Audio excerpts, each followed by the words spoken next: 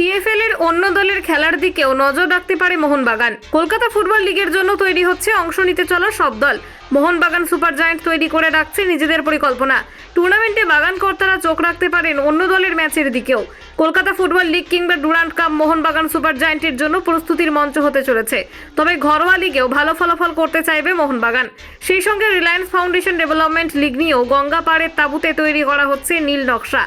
2023-24 মরশুমে আরএফডিএল এর শুরুটা ভালোই করেছিল মোহনবাগান সুপার জায়ান্ট, শেষটা ভালো করতে পারেনি।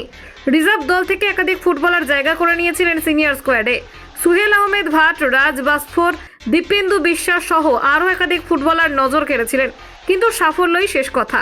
উঠতি ফুটবলাররা নজর কাড়লেও ক্লাবকে আশানুরূপ সাফল্য এনে দিতে পারেননি। গতবারের কলকাতা ফুটবল লিগের গুরুত্বপূর্ণ ম্যাচে তরুণ তুর্কিদের প্রতি আস্থা রেখেছিল মোহনবাগান। চ্যাম্পিয়নশিপের দৌড়ে ছিল দল। শেষ পর্যন্ত শিবিরে আসেনি সিএফএল ট্রফি। হাতছাড়া হয়েছে রিলায়েন্স ফাউন্ডেশন ডেভেলপমেন্ট লিগ সেরা হওয়ার সুযোগ। নিজেদের রিজার্ভ দলে ইতিমধ্যেই একাধিক ফুটবলারকে নিশ্চিত করেছে বাগান। আরও একাধিক ফুটবলারের সংযোজন হওয়ার সম্ভাবনা রয়েছে। সেই লক্ষ্যে কলকাতা ফুটবল লিগের অন্য দলের খেলার দিকেও নজর রাখতে পারে বাগান।